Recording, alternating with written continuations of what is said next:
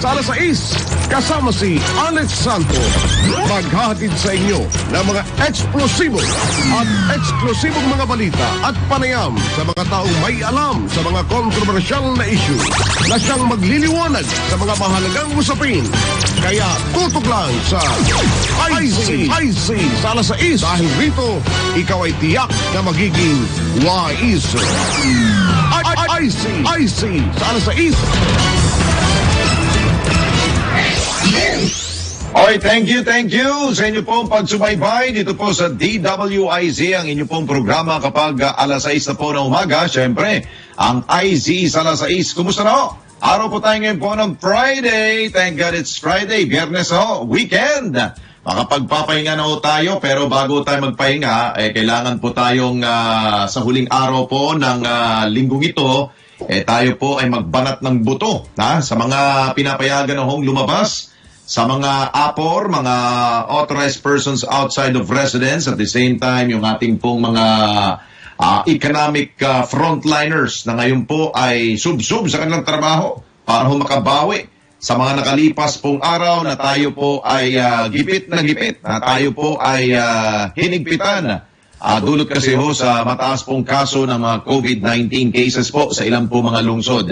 Kaya effective today, July 16, 2021, meron na tayong bago pong quarantine measures o yung community quarantine restrictions sa buong kapuluan. Kaya sa mga medyo tinaguriang high risk pa rin po sa COVID-19, abay hindi pa ho kayo pwedeng magpakampante ho dyan. Kailangan pong ibaba ang bilang ng inyong pong mga kaso ho dyan. Kaya ang mga nasa Modified Enhanced Community Quarantine na mahigpit pa rin po ang pagbabantay at yung pagbabawal sa mga pasaway. Ito, mga lugar na nasa MECQ. Tingnan natin, ito, medyo nabawas-bawasan. Kung nung pong mga nakalipas pong araw, mula po sa July 1 to July 15, medyo nasa more than 10. Ngayon po ay nasa 10 na lamang. Nabawasan po. Nabawasan ang mga lugar na nasa Modified Enhanced Community Quarantine. Ito po yung mga lugar na masasabi ho natin na patuloy pa rin po ang pagsirit ng numero ng COVID-19 cases nyo dyan. Ito po ang lalawigan po ng Bataan, Iloilo City, Iloilo Province, ang Cagayan de Oro City. Naku, matatawagan ba natin si Mayor Oscar Moreno? Tanungin kayo natin si Mayor Moreno kung ano ho ba, Oscar Moreno hindi Isko Moreno. Cagayan de Oro City po yan sa Northern Mindanao. Para malaman ho natin kung ano bang mga problema ho dyan sa kanya pong lungsod, kung bakit patuloy pa rin po ang pagsasailalim po sa MECQ. Ganito rin po ang lugar po ng Davao Occidental, Davao de Oro, Davao del Sur, at maging Davao del Norte. 4 pong lalawigan dyan po sa Davao Region, sa Southern Mindanao, ay nananatili pong nasa Modified Enhanced Community Quarantine. At ang nag-iisa pong lugar sa Caraga Region ay ang Butuan City. Ganun ang pagpapronounce ng Butuan. Hindi po Butuan, Butuan. Ganun. Medyo slang konti. Butuan City. So, ito po yung mga lugar na isasailalim po sa MECQ until July 31. Pero may mga ilan lugar po na mamaya po tatalakay natin ano po yung mga lugar na nasa iba pong mga quarantine measures. Ito po, kinumpara ko po para makita ninyo yung comparison kung sino ba ho yung mga natanggal mula po nung pong July 1 to July 15 ay sila po ay na-downgrade na ho sa pinakamataas pong restriction.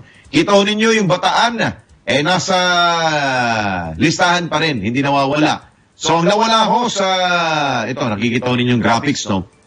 Kung ang nawala po sa MECQ ay ang probinsya ho ng Cagayan, ang Lucena City, nawala na ho sa MECQ, ang Puerto Princesa City sa Palawan, nawala na ho sa MECQ, ang Naga City, ayun, nawala na rin kayo. Ang Negros Oriental, itong Negros Oriental, no? Lalo-lalo po yung lugar ho dyan sa, ano ba ho yung mataas pong kaso ho dyan, yung isa pong bayan ho nila, ay lungsod pala. Pero ngayon po ay mukhang okay na po ang kanila pong lugar po dyan. Ang Zamboanga del Sur at Zamboanga del Norte, wala na rin po. Ang Davao City, ayun. At last, ang Davao City po ay wala na ho sa MECQ.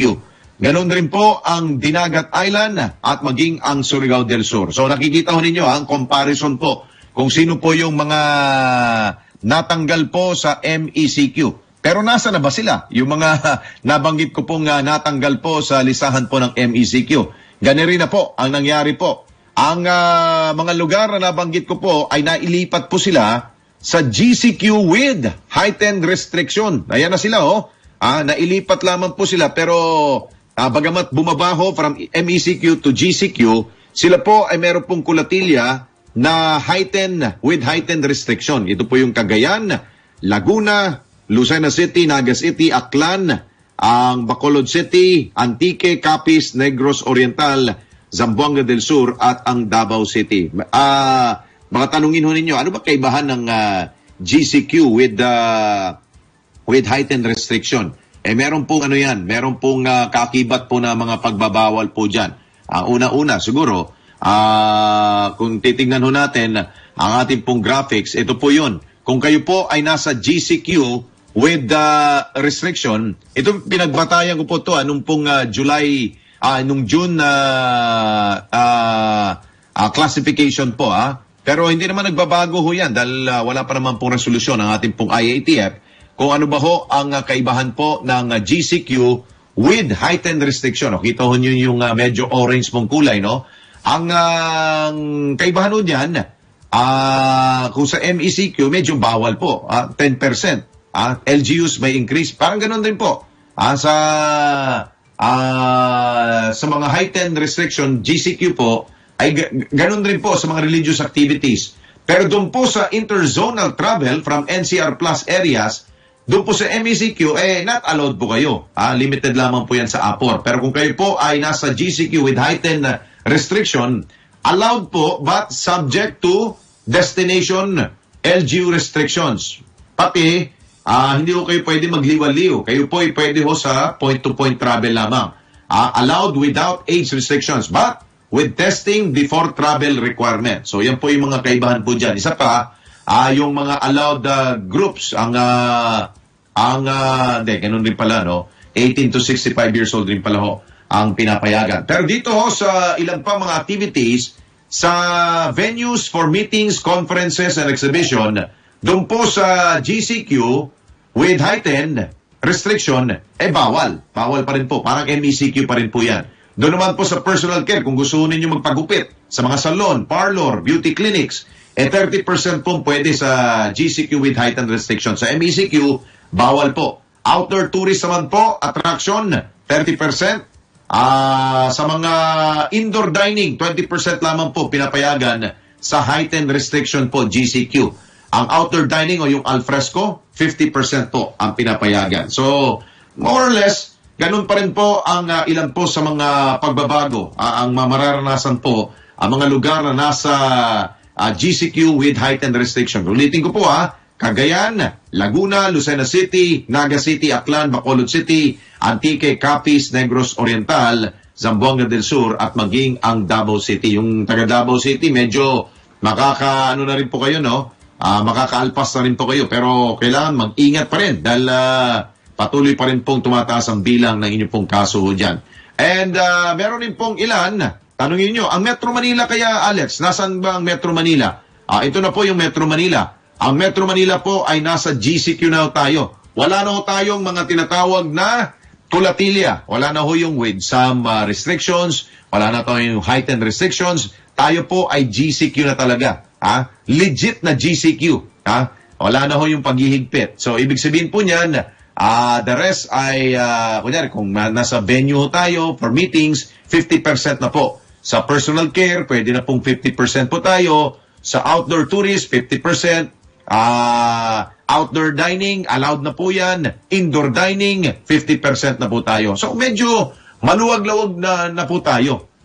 Kaya wala na masyado pong wala na pong restriction. Pero, hindi po yan lisensya na tayo po'y magpabaya na Baka gusto ninyo, babalik na naman tayo sa mabalik na naman tayo sa dati nating gawi, abay, posible tayong maibalik na naman po sa GCQ with Kulatilya. O di kaya, baka umangat pa tayo sa MECQ kapag tumatas. O tinatanong ni Adrian Andeng Flores, eto na, parang Andeng, ang Cavite ay nasa GCQ. Kasama rin tayo. NCR, Baguio City, Apayao, City of Santiago, Isabela, Nueva Vizcaya, Quirino, Bulacan, Cavite, Rizal, Quezon Province, Batangas, Puerto Princesa, Guimaras, Negros Occidental, Zamboanga Sibugay, City of Zamboanga, Zamboanga del Norte, Davao Oriental, General Santos City, ang Sultan Kudarat, Sarangani, Cotabato, South Cotabato, Agusan del Norte, Surigao del Norte, Agusan del Sur, Dinagat Island, ganun din po sa Surigao del Sur, at maging sa Cotabato City. Ito po yung mga areas na nasa GCQ. At doon naman po sa mga hindi ko nabanggit, kayo po ay malayang-malaya at kayo po ay nasa Modified General Community Quarantine. Ibig sabihin, kayo po ay malapit-lapit na po sa new normal. Kayo po ay malayang-malaya na. Ang ilan po siguro po sa inyo po mga lugar ay may tuturing na po mga COVID-free po dyan kapag kayo po ay MGCQ na. Maganda po ang sitwasyon po ninyo dyan. Ang inyo pong COVID response, ang inyo pong LGU ay maayos, o di kaya ang inyo pong mga kababayan po dyan ay sumusunod at wala hong nagpapabaya, wala hong nagpapakampante. Maganda po kapag tayo po ay naisilalim na sa MGCQ. Ang tanong, kailan kaya tayo sa Metro Manila mailagay po sa MGCQ? Sa tingin ko mukhang malabo. Mas okay na po yung GCQ. At least, naintindihan natin kapag GCQ, meron pa rin pong paghihigpit. Pag nilagay kasi natin sa MGCQ, baka sabihin na, ayan na, back to normal na tayo. Hindi po, wag po. Mahirap kasi na tayo po ay nagsasaya na dahil po bumababa na hong bilang dito sa Metro Manila. Pero meron po mga napapansin po ang ating ang Department of Health.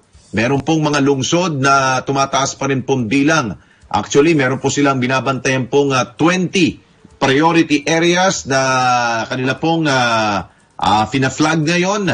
Dahil nga po, doon po sa mga previous weeks, medyo may mga pagtaas po ng kaso dyan. Especially po, dito pinag-uusapan sa NCR, ang lungsod po ng Makati. Mag-ingat po tayo. Sa Makati, mga kababayan natin dyan sa Makati, abay, tumataas po ang inyo pong ADAR po dyan. Kaya kinukonsider po kayong high risk.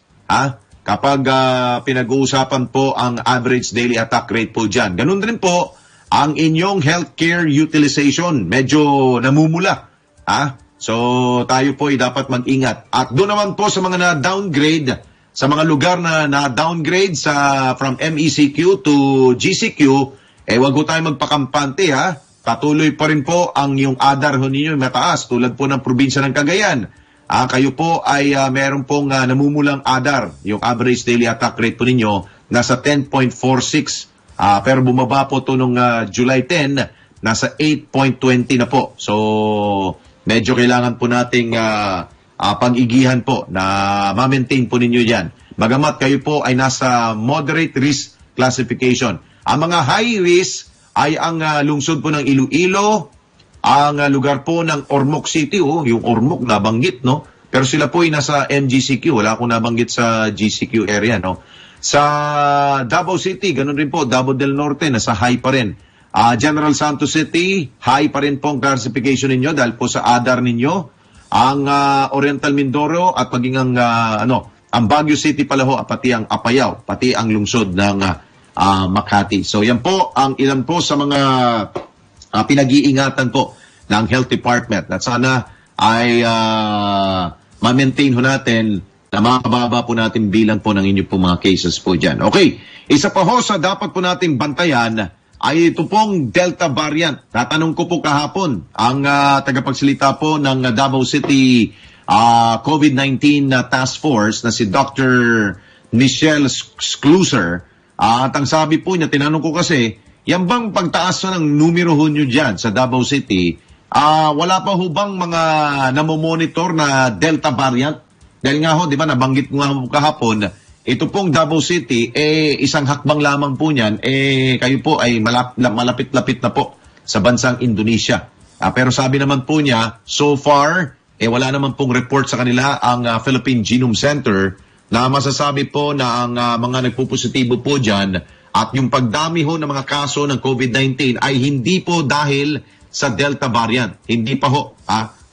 Sana naman ay hindi po ang rason kung bakit po tumataas po ang bilang po dyan. Pero kanya pong paliwanag, kaya po tumataas po ang bilang ng kanila pong mga cases po dyan ay ongoing po, patuloy at gumagana po ang kanila po mga testing centers po dyan. So ibig sabihin, kapag tuloy-tuloy po ang pagtetest ng ating po mga kababayan, mayat-mayat, meron talaga hong makikita. May makikitaan pong nagpupositibo po dyan. Maganda ho yan, para at least natutukoy ho ninyo kung sino po yung mga carrier at sino po yung mga nagdadala po ng COVID-19 virus. Tama ho yan. Yun nga lang, sa mata ng taong bayan at mata ng publiko, kapag mataas pong number of cases nyo dyan, baka sabihin ay nagpapabaya po ang mga nanunungkulan ho dyan. Lalo-lalo na po yung ating po mga nasa COVID-19 response. So, pero ang sabi naman po ni Dr. Scluser, mabuti na ho yung natutukoy ho nila kung sino po yung mga nagpupositibo para at least aware ang kanila po mga constituents po dyan. So, pwede natin masabi na ganun talaga. Ang mga panuntunan po ng bawat pong mga LGU. So, itong sinasabi ho natin na Delta variant, bagamat meron na ho tayong border control, pinag-iingatan na nga ho. At ang sabi nga po ng ating pong Department of Foreign Affairs, ito po yung sabi po ni Secretary Teddy Locsin, ang sabi po sa opisina pala ho ng DFA, sa pamagitan po ni Undersecretary Brigido Dulay, sabi nga ho nila ay hinihigpitan na ho ng ating pong bansa ang pagbabantay po sa border. Hindi lamang po doon po sa mga airports, dahil nga po kung pag-uusapan ho natin ang proximity po ng mga lugar po dyan sa Mindanao, sa Indonesia, abay abot kamay lamang po. Kaya hindi lamang po sa mga paliparan ang ating pong binabantayan, kundi maging ang mga coastline natin, especially po, sabi ni Undersecretary Dulay, nakatutok po ang ating pong Philippine Coast Guard, ang Philippine Navy, sa pagbabantay po sa mga coastline at yung sa mga backdoor area ho, especially po dyan sa Tawi-Tawi, General Santos City at maging sa Davao area, sa Davao region. Sa Jensan, minomonitor daw ho yan ng Maritime Police Region 12 ang Sarangani Bay, na isa po sa mga rutang dinaraanan po ng mga barko mula Indonesia patungo po sa Pilipinas. So, pag-ingatan natin yan. Naalala ho ninyo, yung pong mga nagpositibo po sa, if I'm not mistaken, doon po sa UK variant yata, no? Yung Alpha at Beta. Naalala ho ninyo, mga tripulante po ng barko. Kaya dapat po tayo po mag-ingat. Huwag natin hong hayaan na maglayag lamang po at na magdadaong lamang po sila sa ating po mga pantalan po dyan na within, dyan po sa territory po ng Mindanao, maaring sila po may dala. Bagamat they're just passing by, pero posible hong maaring meron pong dadaanan sila at may sumampa dyan po sa barko nila na galing pong Indonesia. So kailangan siguro po bantayan po to ng ating pong maritime group, no? Hindi lamang po siguro po ang ating pong PNP, kundi ang ating pong Coast Guard, Philippine Coast Guard, na patuloy naman po nagbabantay kapag meron po mga dumarating po mga barko. Ganun rin po, inalerto na rin po ng Department of Health ang kanila pong Bureau of Quarantine upang ipatupad na mas maigpit na health protocols. Ayun, sa mga cargo vessel, dahil hindi naman po pinagbabawal ang pagdaong at pagdating po ng mga barkong may mga karga ho, mga kargamento, mga cargo vessel mula po sa Indonesia. So wala naman po pinagbawalan po dyan. Yun nga lang, meron po mga dalang tripulante po yan. So kailangan pong pag-igihan na i-check ang kanila pong mga kondisyon ng mga pasahero po dyan o di kaya mga tripulante. Mahigpit na health protocols din po ipatutupad ng BOQ o Bureau of Quarantine para sa mga overseas Philippine workers na i-repatriate daw po mula po sa Indonesia. Tingnan natin ang datos po sa Indonesia. Ano ba latest? Kita nyo ninyo, no? Ang Indonesia ngayon po ay meron pong, ito po yung comparison po. Sa ngayon, Yesterday, meron pong 56,757 cases po ang naitala pong new cases dyan po sa Indonesia. At kita nyo na number of deaths, no? Halos mag-1,000. Tako, nakakatakot. Kung 56,757, balikan ko lang po yung ating pong comparison kung ano ho ba ang status dyan po sa Indonesia, kung bakit nga ba ho tumataas. Tingnan natin. Yung po nakalipas pong araw na pakita ko po sa inyo, kita nyo? Ito, that was Tuesday nyo nasa taas, baba po ay Wednesday. Kita nyo, 47,000 lamang po noong Tuesday. Noong pong Wednesday, nag-54,000 sila. Pero, noong pong kahapon, Thursday, ito na ho yung numero. 56,000. From 54 naging 56. Tumataas pa rin po. Naku, delikado talaga ho ang Delta variant po sa Indonesia. Kaya sabi nga, meron nga pong pakiusap or di kaya ay meron po mga suggestion na kung maaari daw po ay hindi lamang daw po ang Indonesia ang ating pong bigyan ng border control, kundi pinag-aaralan na rin po yan ng Health Department na isasama daw po ang ilang pong mga bansang hindi po pinapatawan po ng travel restriction tulad po ng Malaysia at Thailand. Dahil nga ang Malaysia at Thailand, kung titingnan na rin po natin po sa datos, kita ninyo, ang Malaysia at Thailand mataas po. Kung tayo po ay meron pong 5,000, hindi naman tayo umaabot po ng libo-libo, ng 10,000. Pero ang Malaysia at Thailand, ayan pumapatak po sila ng 13,000 ang Malaysia. Ang Thailand po ay nasa 9,186. So medyo mataas.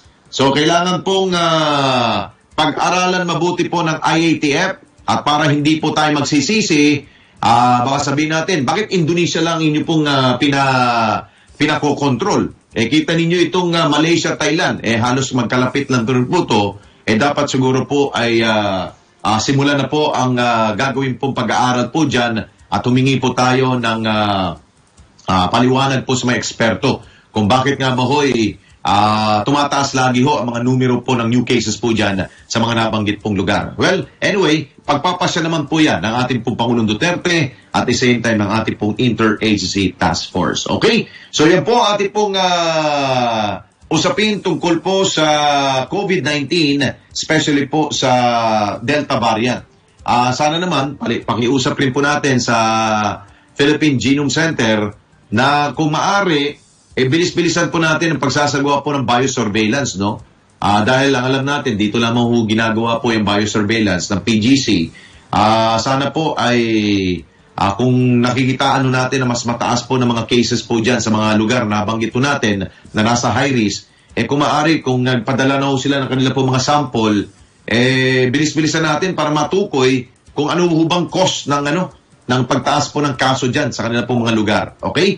So, yan lang po yung ating pong pakiusap. Okay, speaking of COVID-19 o anti-COVID-19 vaccine, ano na ba ho ang mga latest po natin? Ito.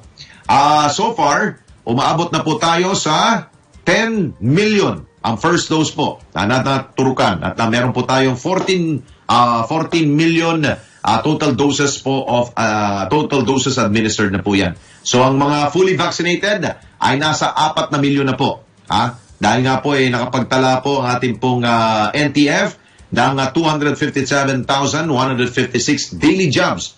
Ito po ay kanila pong gustong maabot po ang 500,000 na daily jobs. At kapag tayo po nakarating na ho tayo sa mataas pong arawang pong bakunahan, mas maigi po na marami na ho ang matuturukan at madali ho natin makamit ang herd immunity. Hari nawa.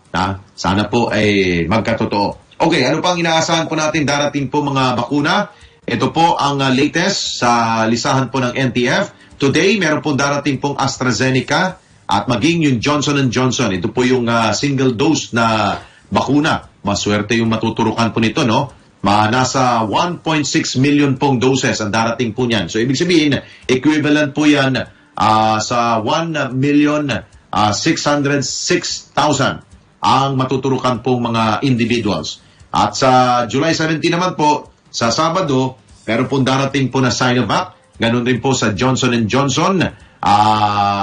Ito rin po, single dose po to. At marami pong darating. 3.2 million doses po ang darating. Ito po ay batay po sa magiging donasyon ng US government at the same time sa pamagitan po ng COVAX facility. Nako, so dumarami na akong supply na ating bakuna at ibig sabihin po niyan, wala na po tayong dahilan para tayo po ay tumanggi sa pagpapabakuna.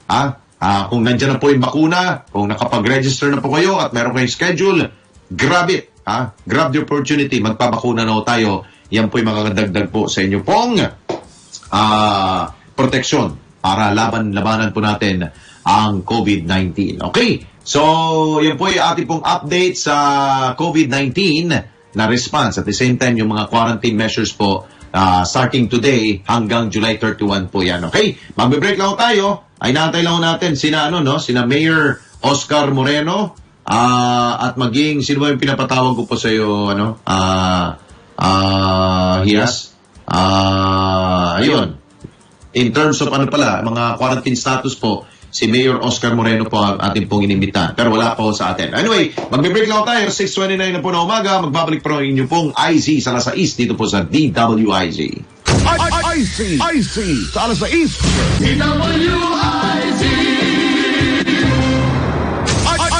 IC sa Alas 6. Kasama si Alex Santos. Okay, nagbabalik po tayo. Dito pa rin po sa IZ sa Alas 6 sa oras na 6:30. Ang bilis ng oras, no? Nangangalahati na ho tayo. Anyway, kunin muna natin ang report mula sa ating pong kasamahang si Patrol 5, Aya Yupango. Ito po yung nangyari pong naganap na sunog. Diyan po sa Ermita, Maynila, kaninang madaling araw. Isa pong nasawi. Napakalungkot naman. Update po mula kay Kuyang Aya Yupango. Kuyang, good morning!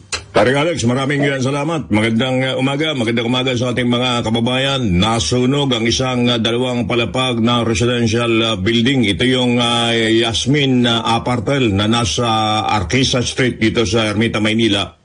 Kaninang madaling araw. Batay sa Firefighter Volunteers Group na Tex Fire Philippines, nagsimula ang apoy sa may gawin ng MH Del Pilar area. Pasado alauna ng madaling araw. Umabot sa ikalawang alarma ang sunog na mag-aalauna imedya bago makontrol dakong alas 2:20 ng umaga. Isang residente ang sinasabing nasawi sa nasabing sunog na hanggang ngayon ay nagsasagawa pa ng investigasyon ng Bureau of Fire Protection at hindi pa pinapangalanan ang biktima. It is Patrol number 5, IAU Pangurong ulat sa Implemento del Lakas, DWIC. Thank you, Kuyang. Sana naman mabilis pong mapula ang apoy, sunog po dyan sa nangyari po sa may Ermita, Maynila. Okay, speaking of lungsod ng Maynila, kahapon nga pala, no? Nagkaroon ng ang tawag doon, State of the City Address ang ating pong buting mayor pong Mayor Isko Moreno po dyan sa kanya pong tanggapan sa City Hall of Maynila. At pinasalamatan po ni Mayor Isko Moreno ang mga negosyante sa Maynila dahil po sa tuloy-tuloy nilang pagtitiwala sa pamamalakad po ng lungsod sa kabila po ng pandemya. At sa kanya pong ikatlong State of the City Address, huli na ho yan, inilahad ng alkalde na naabot na ho ng LGU Manila ang target nitong 71.34% real property tax collection para sa unang 6 na buwan ng taong 2021. Dagdag pa ho ni Mayor Isko, pumalo sa 4,829 ang bilang ng mga registered new businesses sa lungsod mula January 1 hanggang June 25, 2021. Sa nagdaan po na 4 na taon, ito na po ang pinakamaraming bilang ng mga bagong rehistro na negosyo sa Maynila na naitala po sa loob lamang po ng 6 na buwan. Umabot din po sa 19.1 billion pesos ang nalikom na kita ng naturang pong lungsod sa mga negosyo mula July 1, 2020 hanggang June 30, 2021. At ito po ay 50.71% na mas mataas po sa 12.7 billion pesos na nakolekta ng lokal na pamahalaan mula July 1, 2019 hanggang May 31, 2020. Kaugnay niyan, binigay naman po ni Mayor Isko na sa kanyang pong talumpati na mahusay na pamamahala at yung patas sa investment environment ay susi talaga ho sa paghihikayat na mas marami negosyante na mamuhunan po sa kanya pong lungsod. At binigyan din rin po ni Mayor Isko ang importansya rin po ng pagkakaroon ng isang gobyernong tumutugon at lumilingon po sa pangailangan ng publiko. Dagdag pa ni Mayor Isko sa kanya pong State of the City Address na umiiral po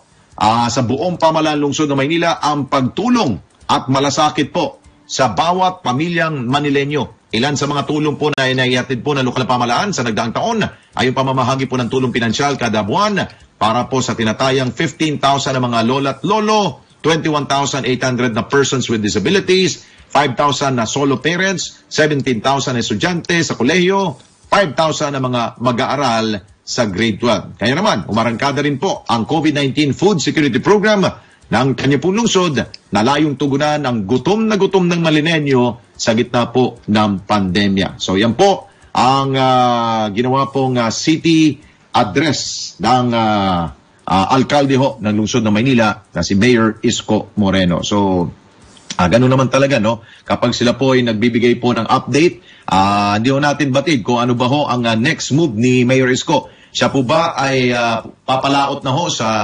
pinakamataas sa posisyon o mananatili pa rin pong alkalde po dyan? Naku, kung tatanungin ho natin ang mga Manileño, mas maigi na manatili si Mayor, no? Dahil ang ganda ho ng pamamalakad ho niya dyan sa kanya pong lungsod. Huwag ho niyang, huwag niyang sayangin yung tiwala ng mga kababayan nating Manileño dyan po sa kanya pong nasasakupan. Pero, depende na rin po sa kanya. Nasa kanya pong pagpapasya po yan kung siya po ay gusto nang pumalaot sa pinakamataas sa posisyon. Pwede rin maging Vice President, no? Sino kayang pwede niyang maging katambal? Si Sara Duterte kaya? Ano kayang magiging pasya ni Mayor Isko po dyan? So, antabayan na natin. Malayo pa naman po ang eleksyon. Yung filing of candidacy, that's gonna be on October 2021. Okay, sa iba pa mga balita, eto, lalalaw nyo, ito, nagtatanong po si Andeng, no? Taga Cavite kasi ito si Andeng Flores na ito. Ang balita ko sa iyo, Andeng, tungkol po sa Cavite, si Governor John Vic Remulla ay hate na hate niya. Galit na galit po siya sa mga nagbibideo okay po dyan sa kanya pong lalawigan. At ang sabi po ng gobernador, buong araw daw po, buong linggo, from Lunes hanggang linggo, Lunes hanggang Sunday, or Monday hanggang Sunday po, walang videoke, walang karaoke. At kapag kayo po ay lumabag sa ordinansa po ng kanyang pong probinsya, ito po hindi pong matatanggap. Karaoke ban in Cavite, meron pong penalty po yan ng 1,000 at 30-day imprisonment. Pumili lang daw kayo dyan kung anong alin ang gusto ninyo dyan. Magbayad kayo o makulong kayo. Ito daw po ay dahil gusto niya na manatili pong tahimik ang lalawigan po ng Cavite dahil daw alam ho niya na marami daw ho sa kanya pong mga kababayan ang nag-work from home. Sa gabi daw ho, marami daw ho nagtatrabaho sa gabi. Sa araw-araw naman ay meron po mga estudyante nag-aaral. Pero kapag naririnig daw niya na may bumibirit to sa kanya pong kapitbahay dahil po sa nagbibidyoke, nawawala daw yung concentration ng ilan po nating mga kababayan po dyan na nag-work from home at the same time yung mga nag-aaral. Kaya sabi ni Governor, wala mo nang videoke, wala mo nang karaoke ho dyan. Kaya yung mga biritera ho dyan, pagpahingahin nyo muna po ang inyong pong mga vocal cords at inyong pong mga boses dahil alaws muna ang kantahan po dyan sa inyong pong lalawigan. Ito pong mensahe po ni Governor John Vic Remulla sa patungkol po sa ordinansa kontra sa videoke. Seven, bawal na ang maingay na videoke. So, inuuso po ko sa inyo. Kayo po yung mahulihan, kung kayo umangal. Yan. Pag nahuli kayo, huwag na kayong umangal. So, ibig sabihin po niyan, automatic pong wala nang pakiusapan. Huli na agad. Kaya, Andeng, yung videoke, ano mo dyan, videoke bar mo, o ano mga gamit mong pang-awit, isang tabi mo muna. Dahil mukhang kung susuwain mo ang utos si Governor, mukhang gagastos ka para 1,000, di kaya pwede ka pang makulong ng 30 araw. So dapat sumunod kayo dyan sa mga taga Cavite. Pero sabi ko na nga, kahapon, lagi ko na sinasabi nga po na, sana man lang, Gob, wag naman po Monday to Sunday. Wala namang wala namang trabaho po sa Sabado at Linggo. Yan po'y family day naman. Di ba, Gob? baka pwede naman pagbigyan nyo naman po yung weekend. May ilan talaga ho na nangangati ho talagang lalamunan at nangangati po yung kamay na gusto talagang kumanta. Pagbigyan nyo na siguro, Gob. Siguro yung Monday to Friday, pwede ho yun. Pero doon po sa Sabado at Linggo, siguro that's a time na magkasama-sama po yung pamilya. Ang kanila pong paraan para sila po ay magkaroon po ng togetherness, sa pamagitan po ng pagkanta, pag-awit, at pagbibidyoke. Hayaan nyo na siguro, Gob, pagbigyan nyo na po yung weekend. Pero sa inyo po kasi sinabi, from Monday to Sunday, sobrang parusa na po yan. Sabi nga ho ni Ma'am Nancy Rimonde, parusa, pakantahin ng long playing. Ay, nako talaga. Sana pagbigyan ho ang mga kababayan natin dyan po sa Cavite. Dahil alam natin sa Cavite talagang hilig na hilig po nila ang pag-awit. Yan po siguro pong paraan para hindi ho sila mabagot. Gob, wala na nga ho silang pang aliw sa sarili nila. Pagbigyan nyo na. Total, na ho yan. Makakatulong rin po sa mental health po yan, yung pag-awit. Sabi nga ni Andeng Flores ito na, tapos ang singing career ko. Si Andeng kasi taga Cavite ho yan. Ang editor-in-chief po ng The Perfect Drive. Kaya Andeng, yung pag-awit mo, kaya minsan laging pausto si Andeng sa kaka-awit dyan. So ngayon, meron pong matinding ordinansa si Governor John Vic Rimulya po dyan. Bakit niya hate ang video? Okay. Meron kaya sa kapitbahay rin po na nambubulahaw sa kanya tuwing gabi or araw? Matanong kaya natin siya, Or di kaya marami yung siguro nagsusumbong sa kanya. Nasabi siguro, Gob, pwede mo bang pigilan itong mga video dito sa ating lalawigan? Mukhang sumusobra na. Kung meron na umaawit sa kabilang bahay, sa isa pang sulok, meron pa. So talagang hilig na ho nila dyan ang pag-awit. Sana po magkaroon po tayo na isa po magaling na mga awit po dyan. At magiging Pilipinas Got Talent po. At makadiscover po tayo na magaling po mga awit po dyan sa Cavite. Pero for now, bawal po. Yan po ang anunsyo po ni Governor John Vic Rimulya. Okay, magbabalik po tayo. Oras natin, alas 6:43 na po ng umaga. IC sa alas 6. IC sa alas 6. Kasama si Alex Santos. Okay, tayo sa oras sa 6:44 na po ng umaga. We have 15 minutes to go bago ho mag-alas 7 na umaga. Ito nakita naman siguro ninyo yung survey po. Ang survey result nung pong Pulse Asia ay lumalabas po na talagang nangunguna po si Mayor Sara Duterte. Ngayon, marami talaga ho ang nagrereklamo ngayon. Nasabi parang hindi na daw ho wala na daw ho focus si Mayor Sara sa kanyang lungsod sa COVID-19 response. Yan po sabihin po ng oposisyon. Parang binabanatan ho siya. Kapag talagang namumunga at talagang hitik na hitik sa bunga ang si Mayor Sara Duterte, ito na, pinupukol na ngayon. Gusto na talaga nilang, kita nyo naman po yung sa survey, siya po'y nangunguna po dyan with 28%. So marami pong gusto sa kanya, may gusto sa kanya. Base po yan sa survey.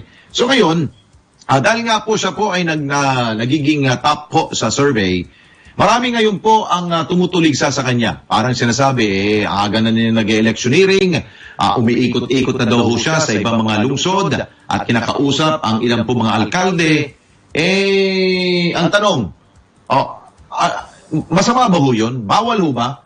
Tulad nito, kahapon, tumungo po si Mayor Sara sa lungsod po ng Zamboanga at nagsagawa po siya ng parang renewal po ng kanila pong sisterhood, sister cityhood, city sisterhood agreement ng Zamboanga City. At sa puntong ito ay may pagkakataon po na si Mayor Sara po ay tumungo po dyan sa ospital kung saan po nakabilet po ang ilan po nating, nakabilet, hindi naman po hotel, mga nakaratay po at mga ginagamot pong mga ating pong tawag ito, ating pong mga kababayan na sundalo na naging biktima ho ng pagbagsak ng C-130. Pero ngayon, parang siya po ngayon ay tinutulig siya. Ito nga po yung tumpong picture po, no? Binisita po ni Mayor Sara ang ilang po mga sundalo na sugatan sa pagbagsak po ng C-130. Ngayon, ang sabi, parang nag-e-electioneering na daw to. Sabi ng ilan. At wala na daw time kundi magbibisita sa mga alkalde. At ito, nagpapakita na daw ho. Parang nangangalap na daw ho ng boto, mga botante. Hindi ho. Ito po si Sara Duterte, kaya ho siya pumunta ho dyan sa Zamboanga. Naalala ho ninyo, nung pong panahon po na bumagsak po aeroplano, alam ho niya, batido niya, na ang lungsod po ng Zamboanga ay hindi po ganun po ka-sophisticated pong gamit. Alam mo ho ninyo, kaysa magbanggit ka lang ng kami po'y nakikiramay at kami po'y nalulungkot sa nangyari pong pagbagsak ng aeroplano, itong si Mayor Sara po, ay action woman. Alam nyo kagad mong ginawa? Dahil alam ho niya, kondisyon po na Zamboanga City, agad ho siya nagpadala ng kanya po mga medical teams. Ura-urada. Para ho ma-check ang mga pasyente. Ito po mga sundalo. Ang ilan po sa kanila po ay nalapnos. Sobra po yung degree of burn na kanila po natanggap. Dahil po siguro nang nagliyab po ang aeroplano, no? At malungkot, meron pong namatay. Pero, ang una ho niyang ginawa, nagpadala ho siya ng kanya pong medical team. Without wala pong humiling po niyan. Pero batido niya ang kondisyon at kailangan po talaga ng tulong. Iyan ang action woman. So ibig sabihin, hindi po niya dinadaan po sa salita. Dinadaan po niya sa aksyon, dinadaan po niya sa gawa. Kaya kita nyo kagad po, dumating sa Zamboanga. Kung ikaw po yung mayor na nagpadala ho doon, titingnan mo ang kondisyon. Kung ano pong ginawa ng inyong pong medical team na inyong pong pinadala. Kaya po siya bumisita po doon. Nakita ko ninyo, ano pong kakaibahan po ng isa pong alkalde na ang kanya pong kagustuhan ay makatulong sa kanya pong kapwa alkalde rin po na si Mayor Climaco, Beng Climaco, na kanila pong sister, sister city ho yun. Kaya po niya binisita. Tapos, mapupulaanan ninyo, tapos sasabihin ninyo, siya po ay gumagawa ng pangangampanya. Hindi ho. Valid po kanyang punta ho doon.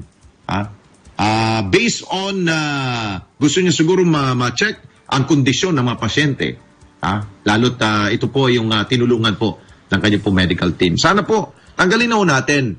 Kung gusto ninyong maging number 1 rin po sa survey chart, gawin nyo rin po ang ginagawa po ng ilang po mga nagnunumero. Tanungin nyo sarili ninyo, bakit nga ba ho nagiging tanyag? Bakit nga ba ho sila ay suportado ng ilang po natin mga kababayan? Ano nakikita nyo sa kanila? Anong kaibahan nila sa inyo? Isa siguro napansin ko po, puro kayo puna. Puro kayo batikos. Kaya ang taong bayan rin po ay galit na sa inyo.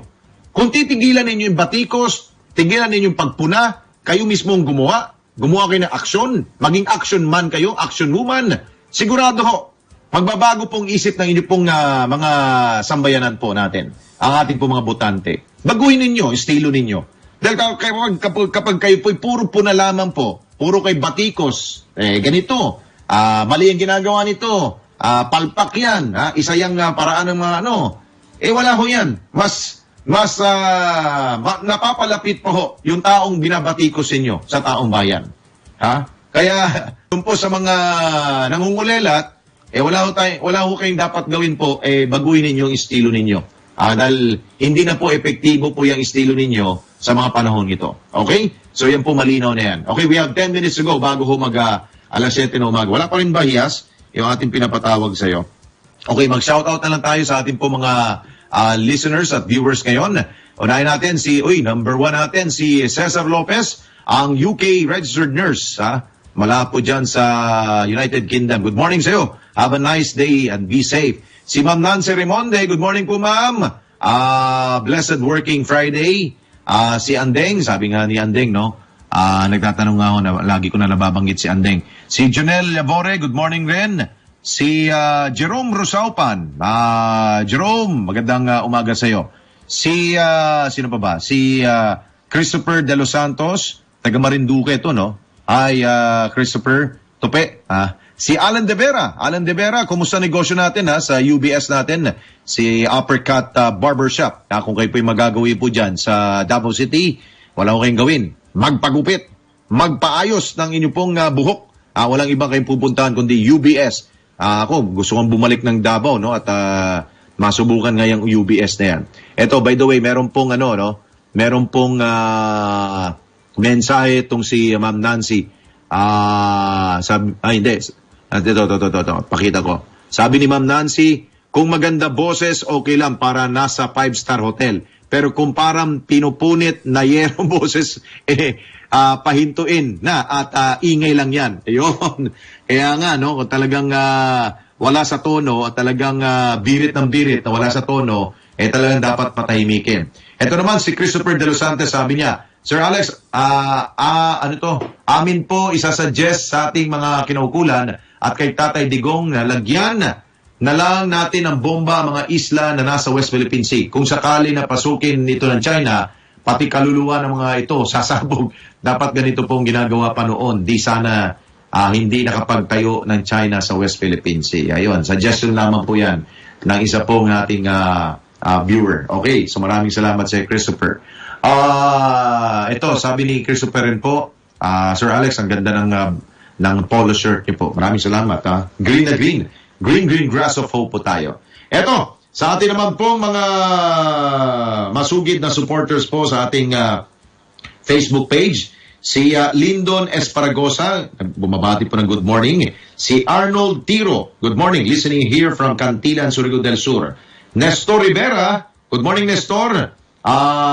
Desperate moves ang pagbabatikos nila. Tama ka dyan. Si Alan Constantino, good morning. Si Nonoy Bulinoy, tama ka Sir Alex, puro batikos, di naman tumutulong. Yan ang tatak oposisyon. Si Brownman League, Ohio po from Japan, listening on my way to work. Mabuhay. Ingat sa biyahe. Brownman League. Si Zenny Juni, magandang umaga po sa inyo. Sabi nga po, bago mo makita yung dumi ng iba, tingnan mo muna yung dumi sa mukha mo. Yun. Tumingin ka muna sa salamin. Yan ang sabi, no? Bago ka bumatikos, bago ka pumuna, tingnan mo muna yung sarili mo. Tama ka dyan, Zenny Juni. Si Sigfred, magandang umaga sa iyo. Sino pa ba? Ito, may dagdag pa. Yes, meron ka pa ba dyan? Sige, padala mo lang, ha? Dahil meron pa tayong 6 minutes to go bago alas 7 na umaga. Ito si Doc De Vera. Magandang umaga sa iyo, Alex. Good job. Stay safe with your family. Good luck. Si Doc De Vera po ay kasama ho namin yan dati ho sa ABS-CBN. Siya po ay amin pong admin officer mula po dyan sa ABS-CBN News. So magandang umaga sa iyo, Doc De Vera. Sana po ay nasa mabuting kalagayan ka. Alam ko medyo senior citizen na to si Sir Doc, no? Pero hindi po siya doktor. Siya, napakabait po niyan. At magaling mag-bowling po niyan, si Sir Doc De Vera. Magandang umaga po sa inyo. Anyway, ilan pa po sa ating po mga binabati, wala pa hong pinapadala si Hiyas. Okay, by the way, meron pa ako gusto kong tawagan po sana ang Southern Police District. Dahil po, meron akong natunayan na isa pong larawan. Ito pong larawan na ito ay hango po to sa PNP Southern Police District. Ito po ang larawan ng isa pong nagangalang Franz Luke Orbos Isioson. At ang sabi po dito ng PNP, siya po'y kinasuhan po ng alarm and scandal, resistance and disobedience to a person in authority or agents, and direct assault. Meron kasi pong kumakalat po na video ngayon na sobra po ang pagmamaliit po niya at pag-aalipusta ho niya sa ating po mga men in uniform, mga pulis po to. I don't know. Orbos kasi hong family name nito. Hindi ko po batid kung ito po ba'y kamag-anak po ba na mga kilala ho nating mga opisyal tulad po ni dating Governor Oscar Orbos at ating pong kilalang traffic czar ng MMDA, no? Si Tim Orbos. At syempre yung pare, kilala ho natin yung pare, si Father Orbos. Yung po mga kilala ho natin mga Orbos, mga respetadong tao po to. Bakit itong batang ito, kung kumalipusta sa ating po mga men in uniform, sobra-sobra, minumura, at talaga hong pinapahiya po ang ating po mga alagad ng batas. Tama po ba ho yun? Naku po, siguro ang mga pamilya Orbos po, ang kilala ho natin, Orbos, hindi ko alam kung anak ba ho to, pamangkin ba ho nila ito? Sana naman siguro hindi, no? Dahil nga po, ito po ay hindi po magandang ehemplo bilang mga Orbos sa pamilya.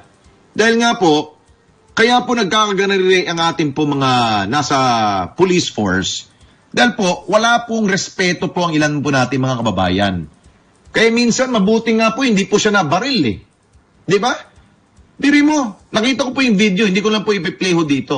Baka magalit po sa akin yung may-ari kong kumuha ho ng video na yun. Pero, panoorin ho ninyo yung video. Siya po ay inakosta at kinausap at meron siguro po siyang violation kaya siya po ay na-flag down. Pero ano pong ginawa nitong batang ito? Pinagmumura, pinagduduro. Tama ba ho yun? Pulis ho yung kausap mo. Sana man lamang, maging magalang tayo sa ating po mga pulis, ating po mga alagad ng batas. Kaya ho nagkaganito ang ating po mga pulis dahil po sa mga walang respeto po nating ilang mga kababayan. Kaya minsan nandidilim pong paningin ho nila. Hindi natin sila masisisi. Dahil nga po, sobra-sobra ho papagpapahiya sa kanila. Pero yung minumura, sana po galangin po natin po mga alagad ng batas. Kawawa po. Sana kung matawagan natin siguro si General Elazar, makuha natin ang punto de vista niya dito. Ako po ay nanlulumo ako at nanliit po ako sa ginawa po din itong batang ito. Sana po ay tuluyan pong kasuhan at parusahan itong mga ganito pong klase pong tao. Hindi po magandang ehemplo po yan. Kung meron kang karapatan, kung meron kang gusto mong sabihin dun sa ating pong mga pulis, kung mali ang pulis, sabihin mo ng tama, hindi yung mumurahin mo. Sa Amerika nga iba ho ang pagtingin ho nila sa ating po mga men in uniform po doon. Pinapasalamatan, sinasaluduan, sinasabihan po ng thank you for your service. Pero dito, grabe. Ganun ba tayo dito sa Pilipinas? Wala ba tayong pagtingin sa ating po mga pulis, sa ating mga sundalo? Ay nako, kung kamag-anak po ito ng mga Orbos, pwede ba? Ikahiya ninyo yan. Naku, nasisira ang pangalan ninyo sa maganda ninyong pangalan nang dahil dito sa mamang ito. Sorry po pero naanola ako dito sa kawawa po mga pulis. They're just doing their job. Anyway, 6:59 na po na umaga. Susunod na po mga balita. Ito na po mensahe po ni Boss Edgar Cabangon. Naawa ako sa mga pulis. Ito na po. Sabay natin basahin. Food for thought. A person of integrity does things right even if no one sees him or her. Think good, thank God, and thank God. Have a relaxing weekend. God bless you all. Okay? Maraming salamat po, Boss Edgar Cabangon, chairman po namin ng Aliw Broadcasting Corporation at kay Ma'am Sharon Tan. Good morning din po sa inyo, ma'am, at sa inyo pong pamilya. Until Monday, magkita-kita po tayo dito po sa IC Salasais. Respect our men in uniform. Yun lang po gusto kong sabihin po sa inyo. Bye for now. 7 o'clock na po. Bye. IC sa alas 6, kasama si Alex Santos.